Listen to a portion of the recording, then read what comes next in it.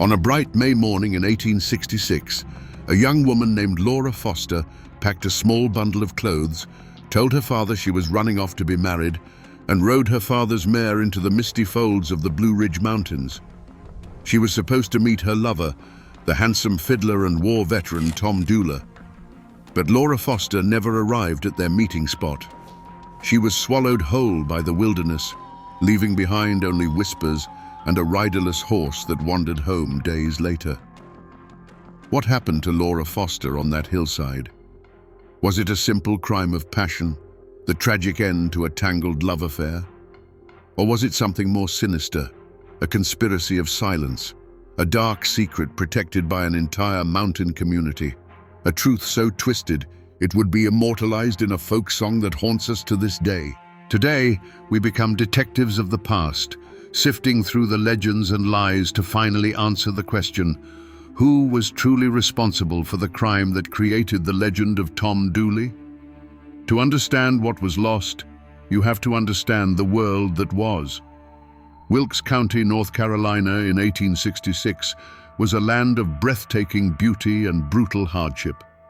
The Civil War had ripped through these mountains, leaving not just economic ruin, but deep scars on the souls of the men who returned. They came back from the battlefields and prison camps to a world of poverty and uncertainty, their pockets empty and their hearts full of ghosts. This was a place of fierce clan loyalty, where disputes were settled by family and honor was a currency more valuable than cash. The air in these hollows was thick with pride, resentment, and unspoken tensions, a perfect tinderbox waiting for a single, fatal spark.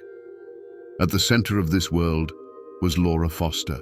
By all accounts, she was a simple country girl, known throughout the valley for her striking beauty and a gentle nature.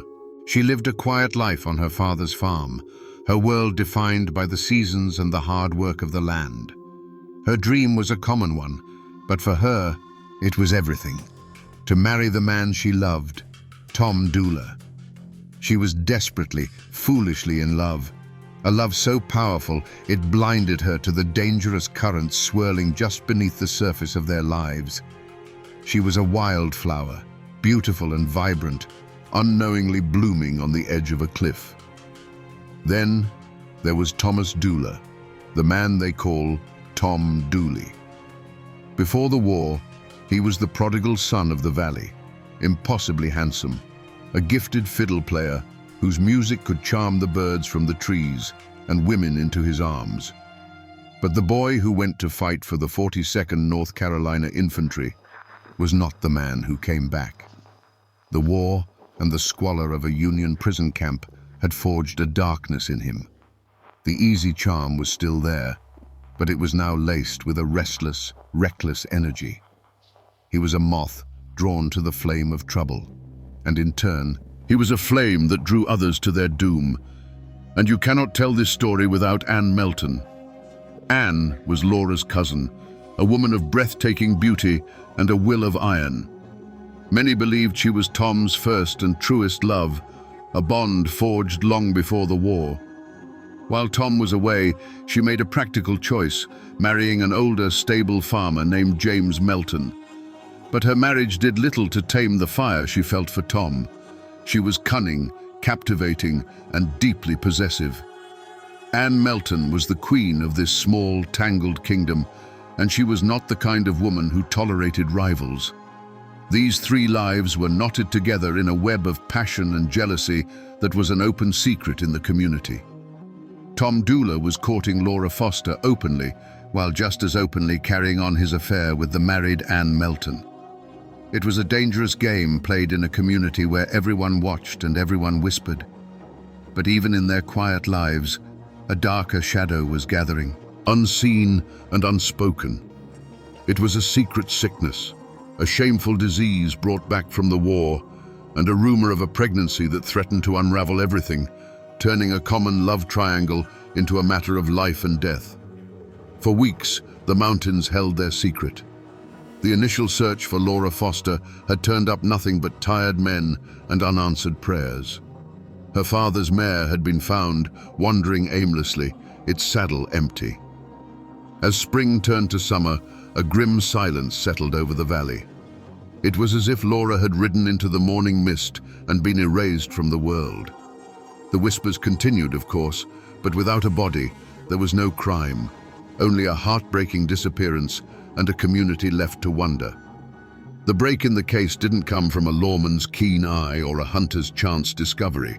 It came from the fevered ramblings of a woman named Pauline Foster, a cousin to both Laura and Anne, who worked on the Melton farm. Pauline, known to be suffering from the late stages of syphilis which often rotted the mind, began to have what she called visions. She claimed in moments of strange clarity that she knew where Laura was buried. No one knew whether to believe her ravings, but in the face of a dead-end search, desperation won out. Guided by Pauline's bizarre and unsettling directions, a search party made their way to a lonely, rhododendron-choked hillside. At first, they saw nothing, but then one of the men noticed it, a patch of earth that was slightly sunken, the leaves on top unnaturally disturbed. It was a scar on the landscape that didn't belong. With shovels and grim determination, they began to dig into the soft, dark soil. The stench that rose from the ground told them they had found her before their eyes ever could. What they unearthed was a horror. The body of Laura Foster, wrapped in a blanket, was pulled from the shallow grave. She was badly decomposed after months in the warm earth, but one brutal fact was unmistakable. A single deep wound pierced her chest, a wound made with a large knife, delivered with vicious force. There were no other signs of a struggle, just that one fatal act of violence. The burial was hasty, panicked. This wasn't a calculated execution. It was a desperate attempt to hide a body and a terrible secret. The discovery of the grave didn't bring clarity. It brought a new kind of confusion. The scene spoke of chaos and concealment, but the wilderness offered no easy answers. The only witness was a woman whose testimony was born of sickness and visions. The only real clue was the nature of the wound itself, a clue that pointed toward a man's strength and a man's weapon. The body had been found, but the truth remained buried, and the questions had only just begun to multiply. From the moment Laura Foster's body was pulled from the earth, one name was on everyone's lips: Tom Dooley. Suspicion didn't just fall on him, it crashed down with the weight of inevitability. He was the man she was running away to meet, the last person known to have plans with her. In the tight-knit world of Wilkes County, where everyone knew everyone else's business, the tangled love affair between Tom, Laura, and Anne Melton was common knowledge. Tom was the central figure, the sun around which these women orbited, and when one of them was extinguished, all eyes naturally turned to him. The motive seemed painfully obvious, a story as old as the mountains themselves.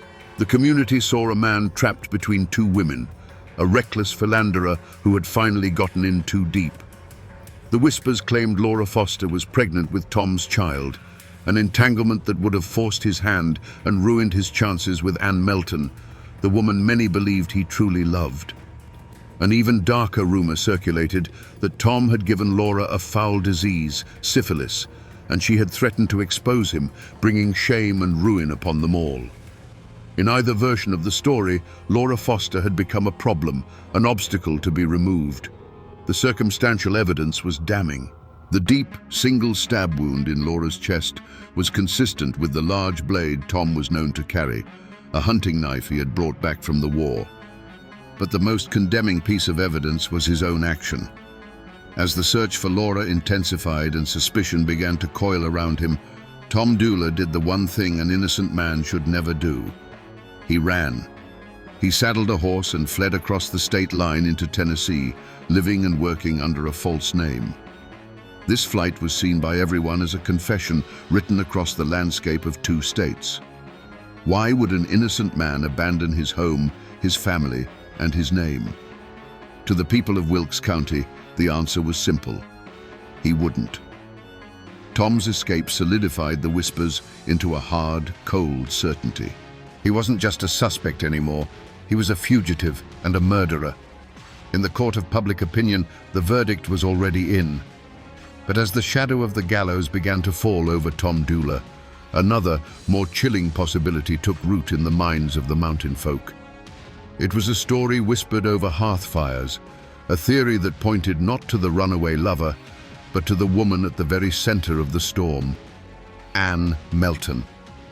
She was Laura's own cousin, the woman who shared her bloodline and her lover. No one was closer to the heart of the tragedy, and many began to wonder if she wasn't the heart of the crime itself. The motive was primal and powerful, a jealousy so fierce it could curdle blood. Anne Melton was not a woman who shared. She was Tom's first love, and in her mind, his only true love. The news that he was planning to elope with Laura would have been more than a heartbreak. It would have been a profound betrayal, a public humiliation she could not endure. In the unforgiving code of the mountains, this was an offense that demanded a reckoning. The legend suggests that Anne, a woman scorned, decided that if she couldn't have Tom, no one would. Laura Foster wasn't just a rival. She was a testament to Anne's failure to hold her man, and she had to be erased.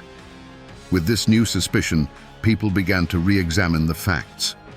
The star witness, Pauline Foster, who had the convenient visions that led to the body, where did she live and work?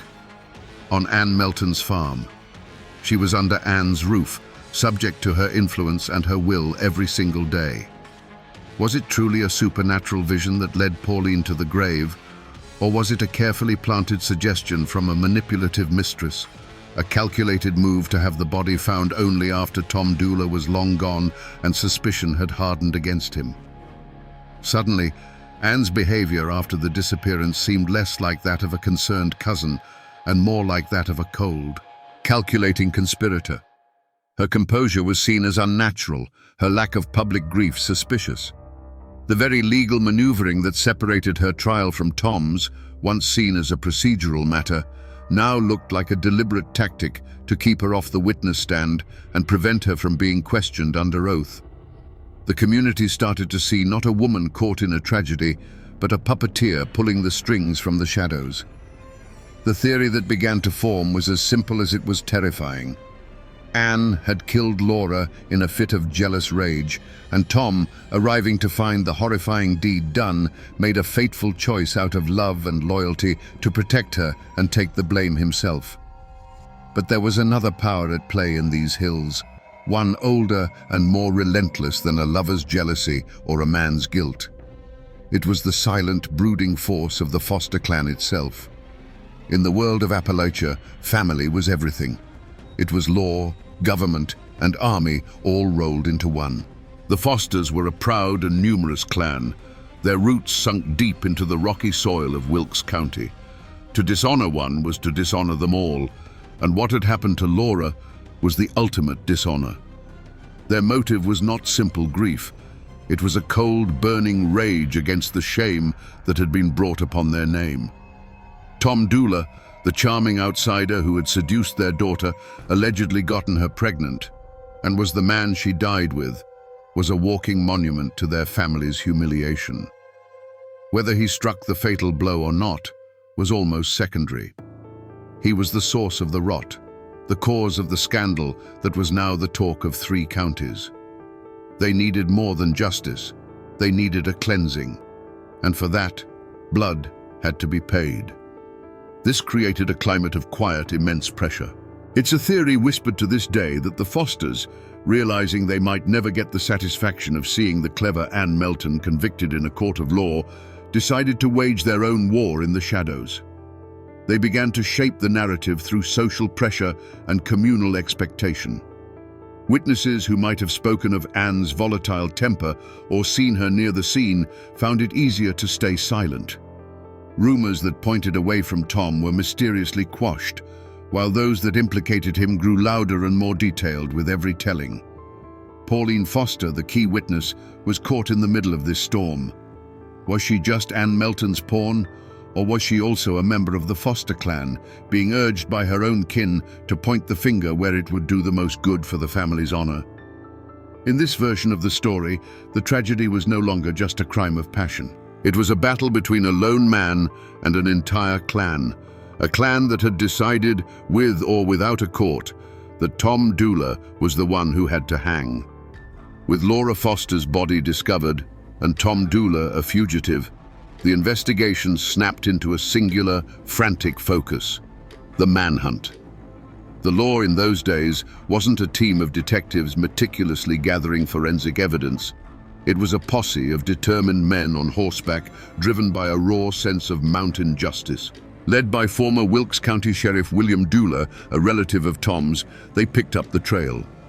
But Tom Dooley was a child of these mountains. He had a considerable head start, and the wilderness was his greatest ally. He vanished into the green labyrinth of the Appalachians like a ghost into the fog. For weeks, the posse tracked him through the rugged peaks and dense forests that straddled the border of North Carolina and Tennessee. The mountains themselves seemed to conspire to hide him, offering up 1,000 false trails, 100 hidden hollows where a man could disappear for years. Every snapped twig that wasn't his, every cold campfire that belonged to a hunter, was a dead end that cost the posse precious time. The pursuit was a grueling testament to the land's indifference. It was a place that could just as easily protect a fugitive as it could swallow a victim. The trail grew cold, and it seemed as though Tom Dooley had succeeded, that he had been consumed by the wilderness he knew so well. It wasn't until a legendary mountain lawman, Colonel James Grayson, got word that a man matching Tom's description was working as a farmhand near the Tennessee border that the chase had its break. Grayson and the posse cornered Tom, who gave himself up without a fight. They had their man. To the outside world, this seemed to be the end of it. The promising lead hadn't evaporated, it had been captured. But this capture was its own kind of false trail. It provided an easy answer, a simple villain, and in doing so, it slammed the door on any other line of inquiry. With Tom in custody, no one seriously investigated Ann Melton. Her convenient alibi, provided by her own farmhands, was accepted without much question. The possibility of another party being involved, a drifter or a rival unknown to the community, was never explored. The entire weight of the state's investigation was now focused on building a case against the man they had chased across the mountains. This created a deep and growing frustration. They had their killer, but the evidence was flimsy, built on circumstance, motive, and his flight. They had no murder weapon, no confession, and their star witness was a woman whose mind was crumbling from disease.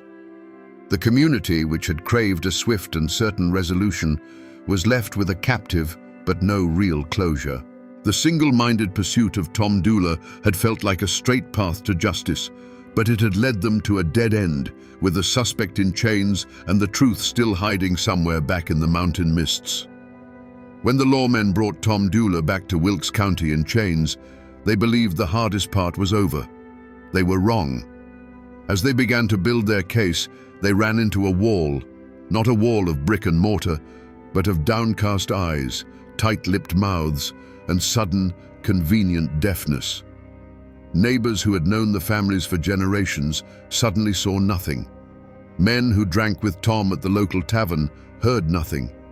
Women who quilted with Anne and Laura knew nothing. The mountain had drawn a breath and held it, wrapping itself in a thick, impenetrable code of silence. This silence was born of a deep and primal fear. Ann Melton cast a long, cold shadow over the community. The whispers that she was the true killer were pervasive, and with those whispers came a chilling question. If she was capable of stabbing her own cousin in a jealous rage, what would she do to a neighbor who dared to speak against her? Her husband, James Melton, was a respected and established farmer. To accuse his wife was to make a powerful enemy. It was a risk no one was willing to take. Self-preservation was a lesson the mountains taught well, and it often meant keeping your mouth shut and your eyes on your own affairs. But the silence was more complex than simple fear. It was also a matter of tangled loyalties. The Dooleys, the Fosters, the Meltons, these families were all interwoven by blood and marriage, a complex tapestry of kinship that stretched back generations. To testify against Anne or Tom was not just to accuse an individual, it was to draw a line in the sand between families, to risk a feud that could simmer for generations, passed down like a rusty rifle. Faced with the choice of speaking to outside lawmen from Statesville or maintaining the fragile peace within their own clan, the people of Wilkes County chose their own. The cost of breaking this code was made terrifyingly clear. An old story, told for 100 years, speaks of a woman who lived on the trail Laura Foster had taken. She let it be known that she might have seen Anne Melton walking towards the meeting spot on that fateful morning. A few nights later, her barn burned to the ground in a blaze that lit up the hollow. No one was ever caught, but the message was as clear as the fire itself. Keep silent, or what you own will turn to ash.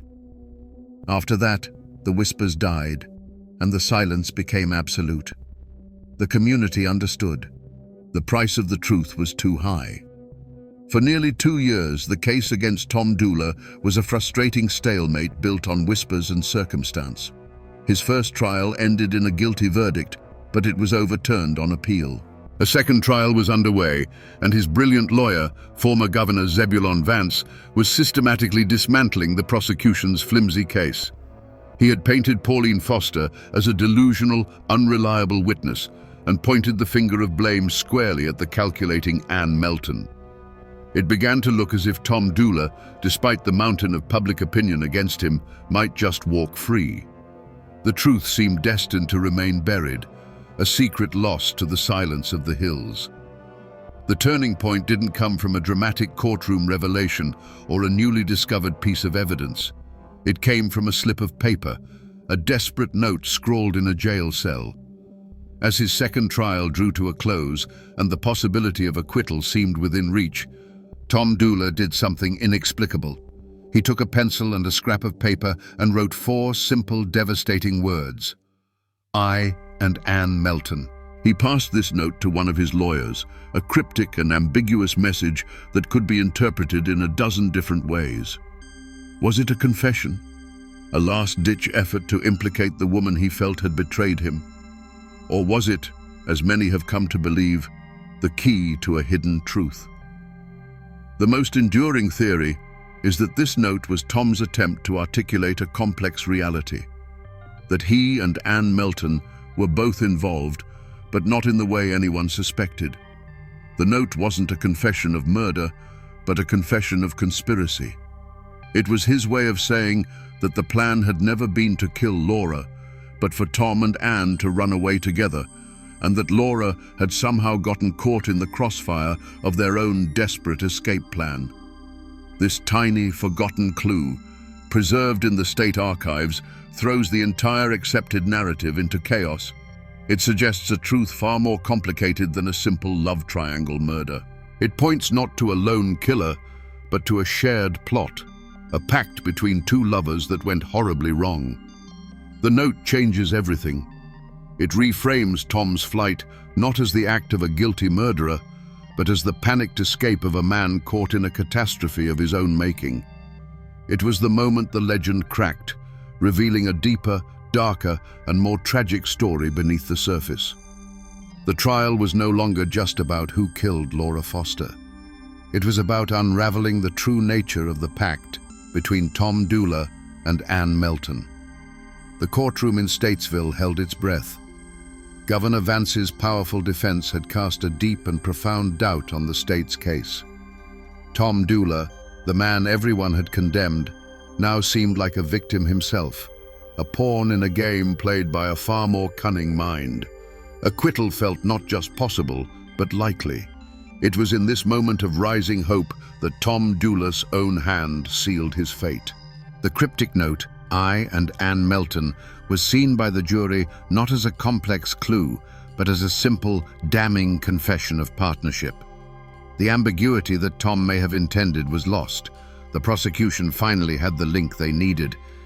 But the jury's verdict is not the end of this story. For the true unmasking didn't happen under the authority of a judge, but in the enduring judgment of the mountain people, a verdict whispered from one generation to the next. And in that court, the true killer was, and always has been, Anne Melton. She was the dark heart of the tragedy, the hand that held the knife. She was the architect of Laura Foster's death and Tom Dooley's downfall. Tom's note was not a confession of his own guilt in the murder, but his last, desperate attempt to point towards hers without fully betraying the woman he still, inexplicably, loved. He couldn't bring himself to write the words "Anne killed her," but he could link their names together in the crime, a final, futile gesture towards a truth he knew would be buried with him.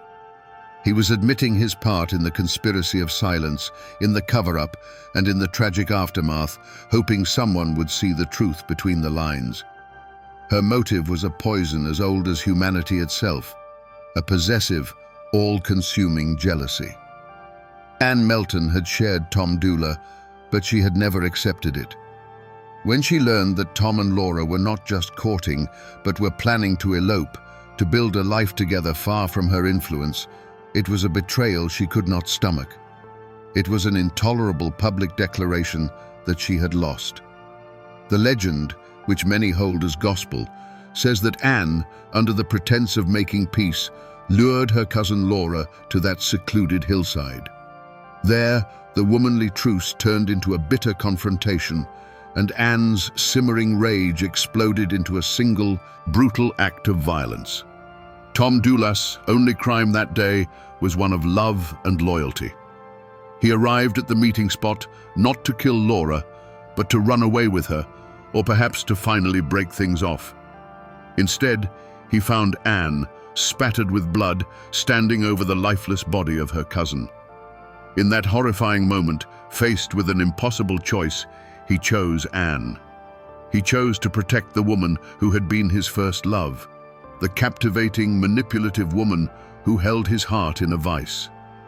His crime was not murder, but the digging of a shallow grave and the weaving of a lie that would cost him his life. The court of law would hang Tom Dooley. But the court of the mountains knew better. They unmasked a killer far more frightening than a reckless young man, a beautiful, jealous woman who let the man she claimed to love swing from a rope for a crime she committed. The true climax of this story is not a guilty verdict, but the chilling realization that the real monster walked free, leaving a ghost and a legend in her wake. Let us now go back to that hillside, not as speculators, but as silent witnesses to the truth the mountains have held for over a century. The sun was warm that morning, filtering through the leaves of the old oak trees. Laura Foster arrived first, her heart aflutter with a mix of hope and nervous fear. In her hands, she clutched a small bundle of clothes, everything she needed to start a new life with the man she loved. She believed she was there to meet Anne for a final, difficult conversation, a truce, or a parting of ways between cousins before she and Tom disappeared together forever. She was a lamb, walking trustingly into the slaughterhouse. When Anne arrived, the air grew thick with a tension the warm sun could not touch. The conversation started with forced pleasantries, but the venom was not far beneath the surface. We will never know the exact words that were spoken, but we can hear their echoes. Anne's voice, once familiar, likely turned to ice. Accusations flew like stones, words of betrayal, of stolen love, of shame and jealousy. The beautiful clearing, meant to be the starting point of a new life, became a courtroom with only one judge and one executioner. There was a sudden, violent movement, a flash of steel in the dappled sunlight. It was not followed by a blood-curdling scream, but by a sharp, surprised gasp from Laura, a sound of disbelief more than pain. That sound was cut short, replaced by a soft thud as her body crumpled onto the blanket of leaves. The small bundle of clothes fell from her grasp, spilling a pathetic collection of folded dresses and girlish dreams onto the forest floor. In an instant, the birds in the surrounding trees fell silent. The wind itself seemed to die, and the woods were plunged into a profound and unnatural stillness. The hot rage in Anne's veins cooled to a chilling dread. She stood for a long moment, breathing heavily, the knife now feeling cold and alien in her hand. She looked down, not at her cousin, but at a problem that had been solved, creating a far greater one in its place. Laura's eyes were open, staring blankly at a sky she could no longer see. The silence of the clearing was now an accusation, a ringing void that was louder than any scream. Sometime later, Tom Dooley walked into that clearing. He carried his fiddle in one hand and a shovel in the other, ready to dig a fire pit for the camp where he and Laura would spend their first night of freedom. He saw Anne first, standing like a stone statue. Then his eyes fell to the ground. The world stopped turning. He saw Laura, unnaturally still, her simple bundle of clothes scattered beside her like a child's forgotten toys. No words were needed. A look passed between Tom and Anne, a look of horror from him, and a look of desperate, silent pleading from her. In that moment, Tom Dooley was no longer a lover planning an elopement. He became a protector of a terrible secret. He was a man of a certain mountain honor, and his honor, however twisted, belonged to Anne. His choice was made in that silent, horrifying instant. He set down his fiddle. He took the shovel, the tool he had brought for a life-giving fire, and began to break the earth. The rhythmic scrape and thud of the blade was the only sound in the clearing, a sound of a man digging not just into the soil, but into a lie so deep it would entomb them all. The trial of Tom Dooley was more than a legal proceeding. It was a circus. Moved from the heated atmosphere of Wilkes County to the more neutral ground of Statesville, it became the sensation of the decade. The courtroom was packed every day with a sweating, breathless crowd, hungry for every sordid detail. You have to imagine the scene, a clash between the raw, unwritten code of the mountains and the starched collar justice of the state. At the head of Tom's defense was none other than Zebulon Vance, a celebrated former governor and Confederate officer, the most famous lawyer in North Carolina. The stage was set for a battle of titans over the life of one troubled fiddler.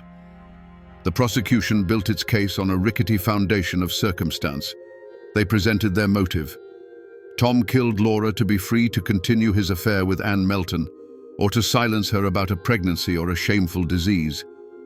They leaned heavily on his flight to Tennessee, painting it as a clear admission of guilt. And at the center of their case was their star witness, Pauline Foster, who recounted her strange visions and claimed Anne Melton had confessed to her.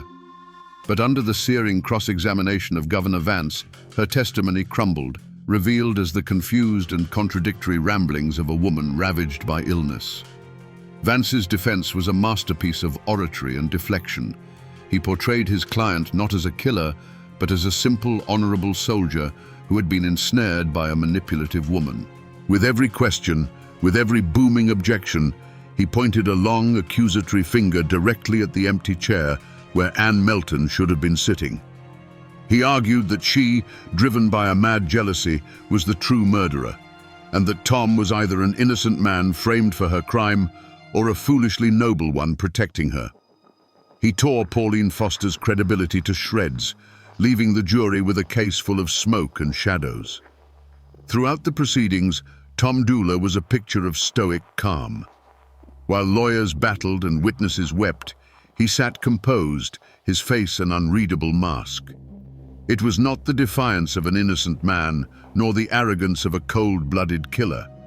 It was the quiet, unnerving acceptance of a man who had already made his peace with his fate. Anne Melton, meanwhile, was safe. Thanks to a legal maneuver that separated their trials, she could not be compelled to testify against him, nor he against her. She remained a ghost, an unseen presence whose guilt or innocence was debated in the courtroom, but never tested under oath. Despite Vance's brilliant defense and the thinness of the evidence, the jury delivered its verdict. Guilty. Tom Dooley was sentenced to hang. He appealed, and a second trial was held, but the outcome was the same. The legal system had its killer. But back in the hollows of Wilkes County, the verdict was met with a grim, knowing shake of the head. This wasn't justice, it was a convenience. They had hanged the fool and let the serpent go free. On the gallows, On May the 1st, 1868, Tom Dooley played a final mournful tune on his fiddle. He then stood before the massive crowd and spoke his last, carefully chosen words. "Gentlemen, I stand before you today, and I declare that I am the only person who had a hand in the death of Laura Foster." It sounded like a confession, but it wasn't. He didn't say he killed her. He said he had a hand in her death, the hand that dug the grave, the hand that held the secret. With those ambiguous words, he plunged the gallows into the ground and stepped into legend, a martyr in the eyes of his people, protecting the woman he loved to the very end. The gallows rope that snapped Tom Dooley's neck did not end the story. It merely scattered the characters to their own private hells. The tragedy rippled outwards, forever altering the lives of everyone it had touched. For Anne Melton, the woman at the dark heart of it all, there was no victory, no triumphant return to her life with Tom gone. She had won, but the prize was a life sentence of suspicion and isolation. She returned to her husband, James, but she was a pariah in her own community. The whispers followed her like a shroud. Neighbors would fall silent when she entered a room, their eyes holding a cold, knowing judgment that no court could ever deliver. She was a ghost among the living, haunted by the memory of the man who died for her and the cousin she sent to a shallow grave. The legend of her end is as dark as her life.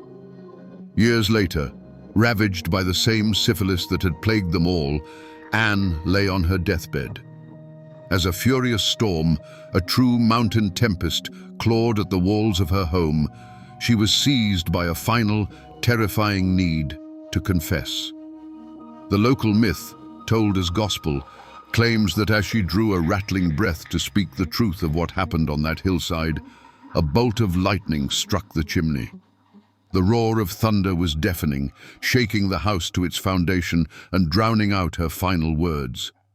Her secret, whatever it was, died with her, snatched away by an act of God or the devil, leaving only the legend behind. The lives of the other players were just as irrevocably broken. Pauline Foster, the tragic and unreliable witness, was cast out. Her reputation was in tatters, and her mind continued its slow, merciless decay. She died not long after, a victim of her disease and a pawn in a game far beyond her comprehension. Laura's father lived out his days with the hollow ache of a man who got a conviction, but not the truth. His daughter's memory forever tied to scandal and a famous murder ballad. The Dooley family bore the shame of the gallows. They retrieved Tom's body and buried him in their family plot, his grave marked by a simple fieldstone that is still visited to this day. They never believed he was a murderer, but a fool who died for a wicked woman's love. They lived with the stigma, their name now synonymous with the most infamous crime in North Carolina history. Even the men who were merely actors in the final drama were marked by it. Governor Zebulon Vance went on to serve as a U.S. Senator, but the Dooley case remained one of his most famous, a rare and public loss in a celebrated career. Colonel James Grayson, the lawman who captured Tom, was further cemented as a folk hero, the man who always got his man. But for the families at the heart of the story, there was no glory, no moving on. The crime left a wound on the soul of Wilkes County, a scar that would be passed down through generations, a cautionary tale of love, jealousy, and the devastating price of silence. The rope that hanged Tom Dooley didn't silence his story. It just gave it a voice that would echo for a century and a half. The traces of this tragedy have not vanished. They are etched into the very soil of Wilkes County, tangible reminders that this is not just a legend, but a true story of love and death. You can still visit Tom Dooley's grave today. It's a simple plot of family land marked by a weathered stone, where visitors often leave small tokens, a coin, a flower, a guitar pick, offerings left for the ghost of a handsome fiddler. Miles away, Laura Foster lies in a different cemetery, her final resting place far from the man she died for, their separation in death as permanent as it was in life. But the most powerful remnant is not made of stone, it's made of music. Long before the lawyers and the newspapers, the people of the mountains preserved the story in the only way they knew how. They sang about it. The original folk ballad of Tom Dooley was a raw, haunting piece of oral history passed down through generations. Its verses were often darker and more complex than the famous version, with lines that pointed the finger directly at Anne Melton, capturing the community's true belief. It was this local ballad that kept the memory alive, a flickering candle in the dark hollows of time. Then, in 1958, a clean-cut group of folk singers called the Kingston Trio recorded their version. They simplified the narrative, smoothed out the rough edges, and turned a sordid Appalachian murder into a romantic, chart-topping hit. Their song, with its catchy rhythm and mournful refrain, blasted the story across the world. It cemented the name Tom Dooley in the popular imagination and ensured that this small-town tragedy would achieve a strange and lasting immortality. The song is the story's living ghost, a tune that drifts on the radio waves, its tragic origins unknown to most who hum along. Today, if you travel those winding roads in Wilkes County and talk to the old-timers, the story is still there, living and breathing. They will point you toward the hills where Laura's body was found, a place still thick with rhododendron and shadow. They'll tell you that on a quiet night, when the wind sighs through the pines, it sounds like the mournful notes of Tom Dooley's fiddle. And some will swear that if you're near that lonely hillside after dark, you might just see a spectral figure wandering through the trees, the ghost of Laura Foster, forever searching for the lover who was supposed to meet her on that long-ago morning. The world might have forgotten the details, but the mountains never do. So we return to the question that hung in the mist at the very beginning. What happened to Laura Foster? The answer, we find, is not a simple one. It was not just a crime of passion. It was a perfect storm, a tragedy born from a collision of desperate love, savage jealousy, a twisted code of mountain honor, and a community that chose silence over a truth that was too dangerous to speak aloud. The law, in its formal and rigid way, found a killer. But it never found the whole truth. It settled for a convenient villain and closed the book, content to let the deeper, darker story fester in the shadows. This is a story that teaches us a hard lesson, that justice and the law are not always the same thing, especially in a place where family loyalty is its own kind of law.